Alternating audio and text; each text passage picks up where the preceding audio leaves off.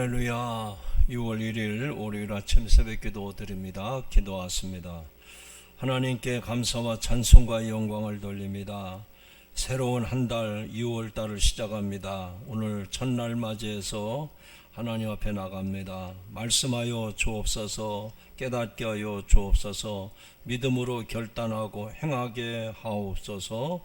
우리 주 예수님의 이름으로 기도하옵나이다. 아멘. 찬송 208장 찬송하겠습니다.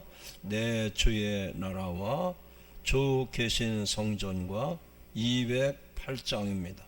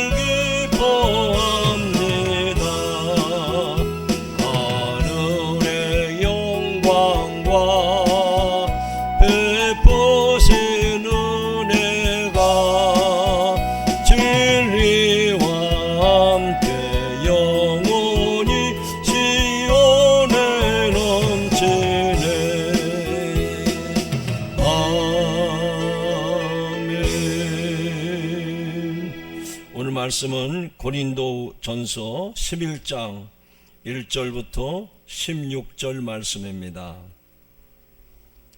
고린도전서 11장 1절부터 16절까지 봉독하겠습니다. 내가 그리스도를 본받은 자가 된 것 같이 너희는 나를 본받는 자가 되라. 너희는 모든 일에 나를 기억하고 또 내가 너희에게 전하여 준 대로 그 전통을 너희가 지킴으로 너희를 칭찬하노라. 그러나 나는 너희가 알기를 원하노니 각 남자의 머리는 그리스도요 여자의 머리는 남자요 그리스도의 머리는 하나님이시라. 무릇 남자로서 머리에 무엇을 쓰고 기도나 예언을 하는 자는 그 머리를 욕되게 하는 것이요 무릇 여자로서 머리에 쓴 것을 벗고 기도나 예언을 하는 자는 그 머리를 욕되게 하는 것이니 이는 머리를 민 것과 다름이 없음이라. 만일 여자가 머리를 가리지 않거든 깎을 것이요 만일 깎거나 미는 것이 여자에게 부끄러움이 되거든 가릴지니라. 남자는 하나님의 형상과 영광이니 그 머리를 마땅히 가리지 않거니와 여자는 남자의 영광이니라. 남자가 여자에게서 난 것이 아니요 여자가 남자에게서 났으며 또 남자가 여자를 위하여 지음을 받지 아니하고 여자가 남자를 위하여 지음을 받은 것이니 그러므로 여자는 천사들로 말미암아 권세 아래 있는 표를 그 머리 위에 둘지니라. 그러나 주 안에는 남자 없이 여자만 있지 않고 여자 없이 남자만 있지 아니하니라. 이는 여자가 남자에게서 난 것 같이 남자도 여자로 말미암아 났음이라. 그리고 모든 것은 하나님에게서 났느니라. 너희는 스스로 판단하라. 여자가 머리를 가리지 않고 하나님께 기도하는 것이 마땅하냐? 만일 남자에게 긴 머리가 있으면 자기를 부끄러움을 대는 것을 본성이 너희에게 가르치지 아니하느냐? 만일 여자가 긴 머리가 있으면 자기에게 영광이 되나니 긴 머리를 가리는 것을 대신하여 주셨기 때문이라. 논쟁하려는 생각을 가진 자가 있을지라도 우리에게나 하나님의 모든 교회에는 이런 관례가 없느니라. 아멘. 아멘. 할렐루야. 오늘 하루도 주님의 은혜가 함께 하시고 또 6월 한 달 동안에도 주님의 은혜가 여러분과 늘 함께 하시기를 주님의 이름으로 축원합니다. 우리가 결혼식이나 장례식에 가게 되면 그런 자리는 우리가 특별한 자리이기 때문에 아무런 옷을 입고 가는 것이 아니라 그 자리가 자리인 만큼 예를 갖춰서 옷을 잘 갖춰 입고 가게 되는 겁니다. 축하의 자리고 애도하는 자리이기 때문에 그냥 평상복이 아니라 그 축하의 마음을 옷으로, 그리고 슬픔에 애도하는 마음을 옷으로 표현해 주는 것이죠. 달리 말하면 질서 있는 삶을 살게 된다 하는 얘기입니다. 그래서 오늘의 이 말씀을 통해서 저와 여러분에게 큰 은혜가 되기를 주님의 이름으로 축원합니다. 자, 오늘 읽은 말씀에 보면 우리의 그 신앙생활 가운데에서 성도들이 주의해야 될 게 뭘까? 그것은 바로 예배에 대한 태도입니다. 예배에 대한 태도. 그래서 예배에 어떤 태도를 갖춰야 되는가? 첫 번째로 1절부터 6절에 나타난 말씀에 보니까 하나님의 세우신 질서를 따르는 것이 예배의 올바른 태도다 하는 얘기입니다. 여기 읽은 말씀에 보니까 3절에 보면 각 남자의 머리는 그리스도요, 여자의 머리는 남자요, 그리스도의 머리는 하나님이시라 라고 가르칩니다. 여기서 머리는 권위와 역할을 뜻하는 것입니다. 우리는 이 말씀을 통해서 예수님의 모습을 떠올려 볼 수가 있습니다. 예수님은 성부 하나님과 본질상 동등하시지만 이 땅에서 사역을 하실 때에 철저히 아버지의 뜻에 순종하셨습니다. 이것은 하나님의 질서 안에서 순종의 아름다운 모습을 보여주고 있습니다. 즉, 이 말은 고린도 교회에는 이 질서가 흔들리고 있었습니다. 로마 고위층의 사제들은 자신의 그 지위를 과시하려고 머리에 두건을 썼습니다. 그러나 사도 바울은 교회의 남성들에게 이를 따르지 말라고 권면을 합니다. 예배는 자신의 사회적인 지위가 교회에서 드러내려고 하면 안 된다 하는 얘기입니다. 또 당시 여성의 머리에 덮개는 아내의 정절과 겸손의 상징이었습니다. 그런데 복음 안에서 얻은 자유를 오해를 해서 일부 여성들이 예배 중에 이 베일을 벗기 시작했습니다. 그래서 바울은 이것 또한 경계를 하고 있는 것입니다. 그리스도인의 자유는 언제나 공동체의 덕과 하나님의 영광이라고 하는 울타리 안에 있어야 된다는 얘기입니다. 그래서 오늘 읽을 말씀에도 보면 예배의 본질이 뭐냐? 질서가 있어야 됨을 말하고 있습니다. 왜 하나님이 이처럼 질서를 강조하시는 것일까? 하나님께 나아가 예배하는 그 예배만큼은 사람에게 하는 것이 아니라 하나님께 드리는 것이기 때문에 그만큼 거룩하고 소중하기 때문입니다. 사도 바울은 창세기 2장에서 그 남성과 여성의 역할에 의해서 질서가 세워졌음을 강조하고 있습니다. 그래서 우리는 이 질서에 순복할 때 하나님의 보호하심과 또 돌보심이 우리의 예배와 삶에 나타나게 되는 겁니다.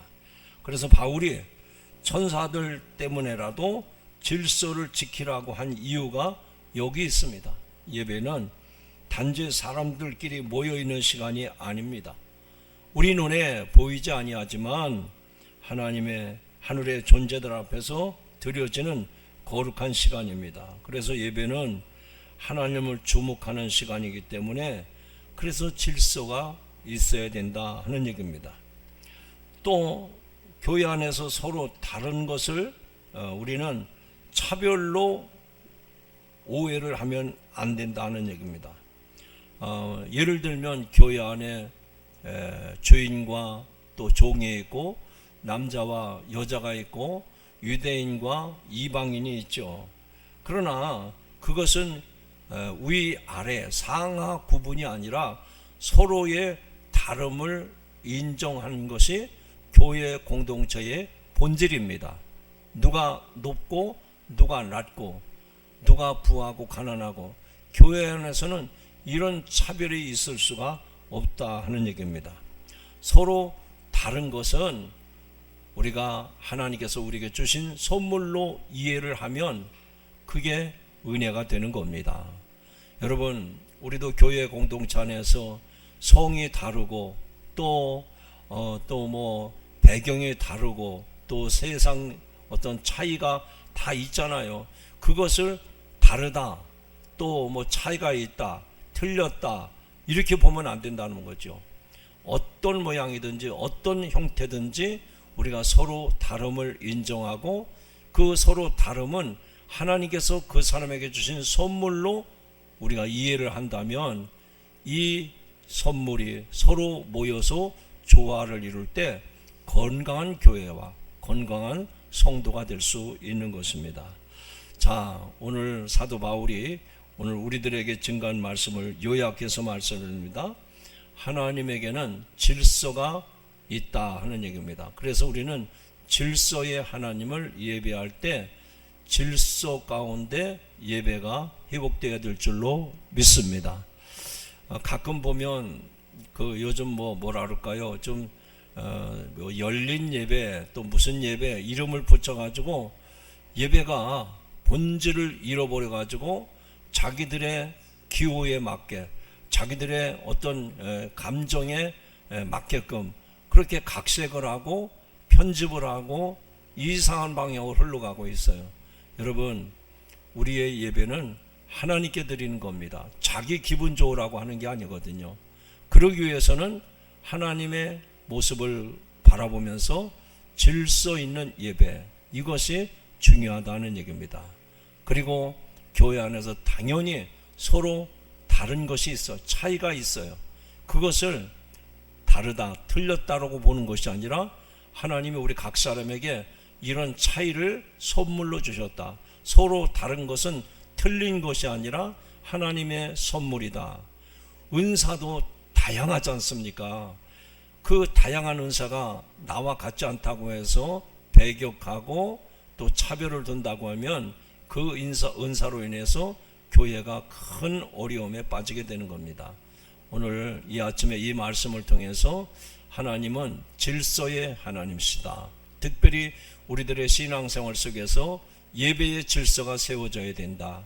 교회 안에 여러 계층의 사람들이 있기 때문에 그것은 서로 다르다, 차이가 있다, 그것이 아니라 그 서로 다름과 차이는 하나님의 선물이다. 서로 인정하고 서로를 세워줄 때 거룩한 교회 공동체가 되는 줄로 믿습니다.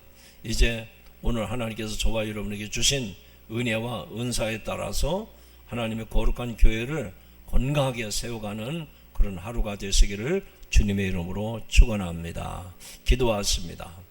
하나님 아버지, 오늘도 우리들에게 구원의 은혜를 베풀어 주시어서 교회의 공동체의 일원이 되게 하신 것 감사합니다.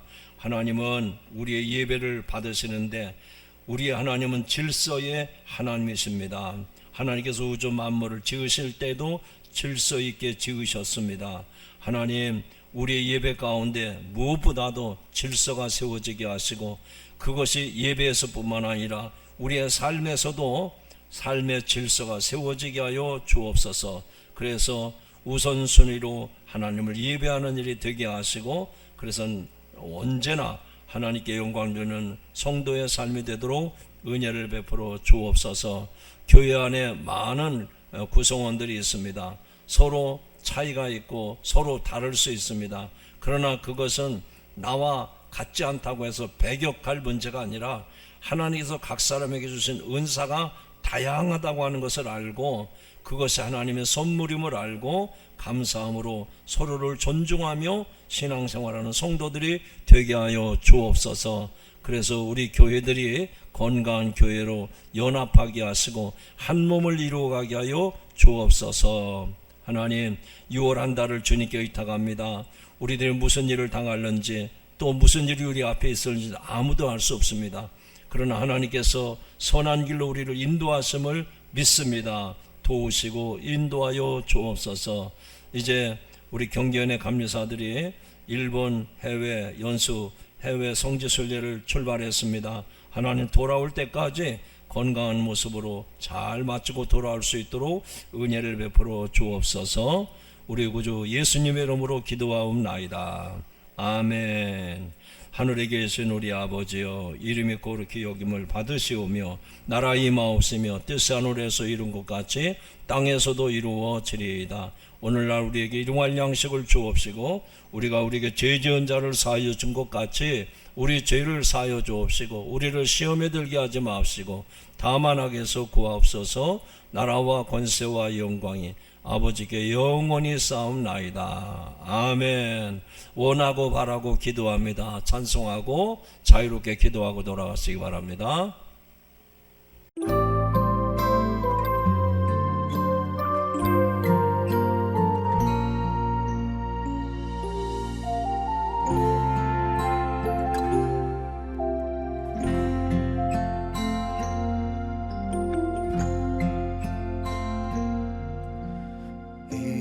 세상을 살아가는 동안에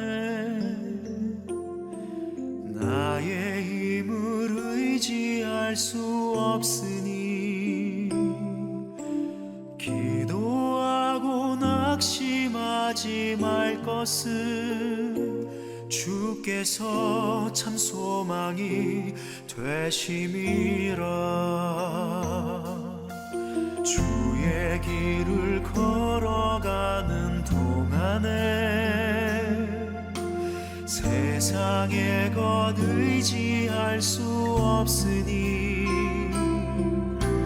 감사하고 낙심하지 말 것은 주께서 참 기쁨이 되심이라.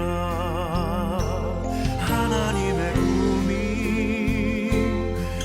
비전이 되고 예수님의 성품이 나의 인격이 되고 성령님의 권능이 나의 능력이 되길 원하고 바라고 기도합니다.